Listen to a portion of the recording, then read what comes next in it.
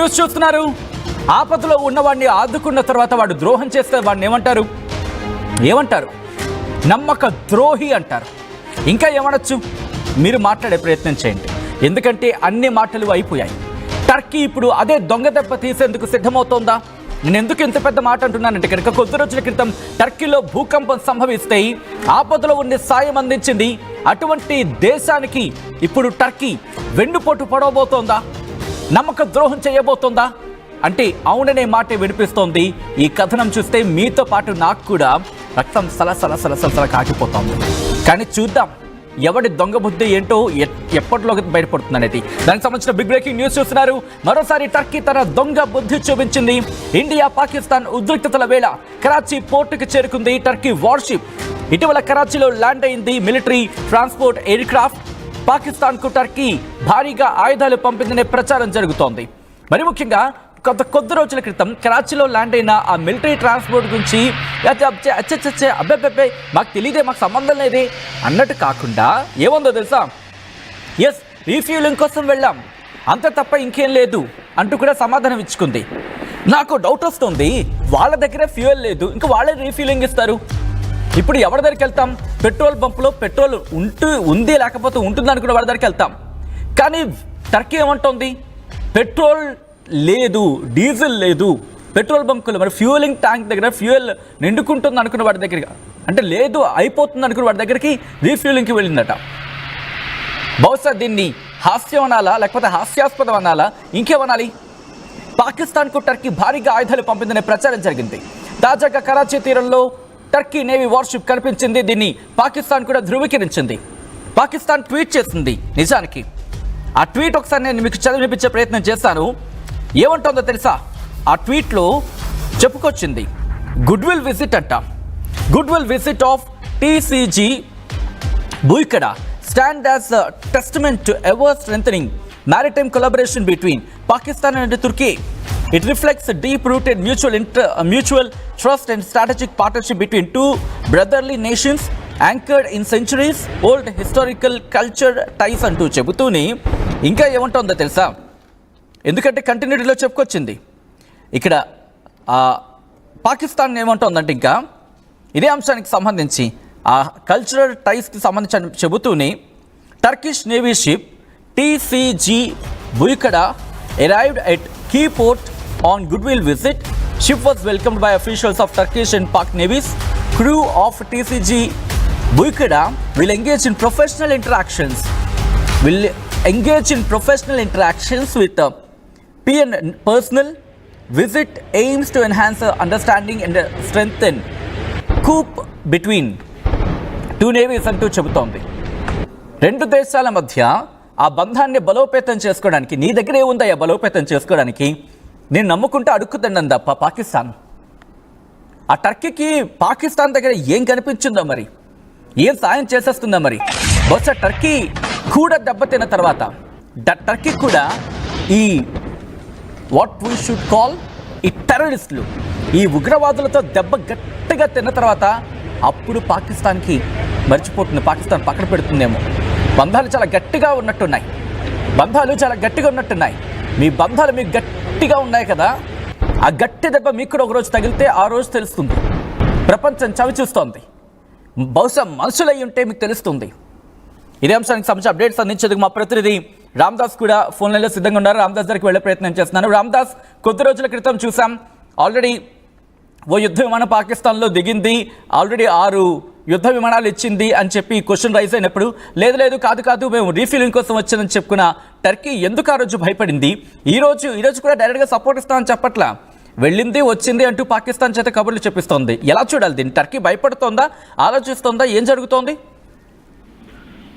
పాకిస్తాన్ కు తుర్కీ మధ్య దశాబ్దాల కాలంగా సాంస్కృతిక వారసత్వం అలాగే స్నేహబంధం ఉంది, అది కాదనిలేము. అదొక సాంప్రదాయిక ఇస్లామిక్ దేశం తుర్కీ అనేది. పాకిస్తాన్ తో చాలా కాలంగా సంబంధాలు నడుపుతోంది, అది మాత్రం మనం కొట్టిపారేయలేం. కాకపోతే ఇక్కడ గత వారం ఏం జరిగిందంటే C-130 హెర్క్యులస్ కార్గోస్ వచ్చినప్పుడు అందరూ అంటే పాకిస్తాన్ కి ఆయుధాలు సరఫరా చేసేందుకే వచ్చిందనేది మనం కూడా నమ్మాం, బలంగా అదే ప్రచారం జరిగింది. కానీ తర్వాత తుర్కీ వైపు నుంచి తుర్కీ ప్రెసిడెంట్ ఆఫీస్ నుంచి సమాచార విభాగం నుంచి ఒక ప్రెస్ నోట్ రిలీజ్ చేశారు. అలాంటిది ఏం లేదు, మేము భారత్ కు వ్యతిరేకంగా ఎలాంటి కార్యకలాపాలు చేయలేదు, కేవలం అవి కార్గో విమానాలు మాత్రమే, ఫ్యూయల్ అయిపోయింది, మధ్యలో కరాచీలో ఫ్యూయల్ నింపుకునేందుకు వచ్చామని చెప్తున్నారు. కానీ ఇప్పుడు మళ్ళీ ఇదే తుర్కీకి సంబంధించినటువంటి టీజీసీ బుయకడ ఇదొక అగ్రశ్రేణి మనం వాహనౌక చెప్పొచ్చు. ఇది ఇప్పుడు మరి ఎందుకు అక్కడ కరాచీ తీరానికి చేరుకుంది అనేది ఒక భారీ యుద్ధ నౌక. సో కరాచీ తీరానికి చేరింది. ఇది చాలా ప్రసిద్ధి చెందింది. డీజీసీ బోయకడ్ అనేది దానికంటే ఒక ప్రత్యేకత ఉంది. ఇది జలాంతర్గాములకు వ్యతిరేకంగా కూడా పనిచేస్తుంది. ఎందుకంటే ముఖ్యంగా గస్తీ కాయడంలో దీనికి అన్వేషణ చేయగా చెప్తున్నారు. అలాగే నౌకాదళ విన్యాసాల్లో పాల్గొని గుర్తింపు తెచ్చుకుంది. సో ఇప్పుడు పాకిస్తాన్ పరిస్థితి ముఖ్యంగా భారత్ ఎటువైపు నుంచి దాడులు దిగుతుందో తెలియదు.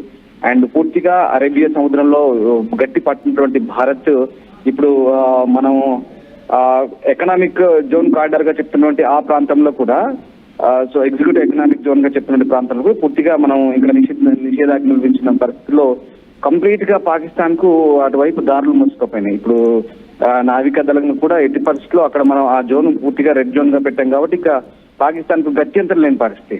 సో ఇప్పుడు వాళ్ళకు ఉన్నటువంటి కరాచీ లేదా గదర్ ఎయిర్ పోర్ట్ నుంచి వాళ్ళు ఒకవేళ వాహనౌకలు ప్రయోగించాలన్నా కూడా అటువైపు నుంచి వాళ్ళకు గత్యంతరం పరిస్థితి. సో ఇప్పుడు భారత్ ఎటువైపు నుంచి వస్తుందో తెలియదు కాబట్టి గస్తీ కాయడానికి కూడా వాళ్ళకు గత్యంతరం పరిస్థితి. ఇలాంటి పరిస్థితుల్లో ఇప్పుడు పాకిస్తాన్ అయితే ఇక వాళ్ళను ఒక రకంగా చెప్పాలంటే కాళ్ళు పట్టుకొని బతిమాలుతున్న పరిస్థితి. ఎందుకంటే ఉన్న ఒక్కగానొక్క సాంప్రదాయక మిత్ర దేశం టర్కీ కాబట్టి సో భారత్ ఎటువైపు నుంచి దాడి చేస్తుందో తెలియని పరిస్థితి కాబట్టి వాళ్ళను ఇక్కడ మనం కానీ ఇక్కడ రామ్దాస్ ఎక్కడ కూడా అఫీషియల్ గా టర్కీ కూడా చెప్పలేదు ఎస్ మేము ఈ పని మీద పాకిస్తాన్ కి గుడ్ విల్ చేస్తున్నట్టు పాకిస్తాన్ చెప్పుకొచ్చింది తప్ప టర్కీ విషయంలో. కానీ ఎక్కడ కూడా టర్కీ చెప్పుకొచ్చిన దాఖలాలు అయితే కనిపించట్లేదు.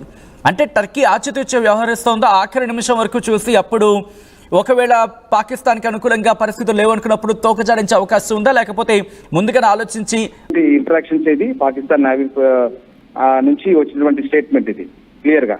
సో ఆ రకంగా అంటే క్లియర్ గా వీళ్ళకి సహాయం చేయడానికి వచ్చిందా లేదా రొటీన్ నేవీ సంబంధించినటువంటి సంబంధాలను పెంపొందించుకోవడానికి వచ్చిందా అనేది పక్కన పెడితే ఇప్పుడున్నటువంటి ఉద్రిక్తుల నేపథ్యంలో ఖచ్చితంగా పాకిస్తాన్ కు ఇది కొంత మానసిక స్థైర్యాన్ని నింపే అంశం అని చెప్పొచ్చు. అండ్ మోర్ ఓవర్ ఇక్కడ మనకు అంటే వాళ్ళకి ఎట్టి పరిస్థితుల్లో ఇంకా బలం లేదు, కంప్లీట్ గా అరేబియా సముద్రంలో బలం లేదు. మనం దాడి చేసినా తిరిగి తిప్పికొట్టేంత స్థాయి సామర్థ్యం కూడా ఇప్పుడు వాళ్ళకు పూర్తిగా దారులు మూసుకుపోయాయి.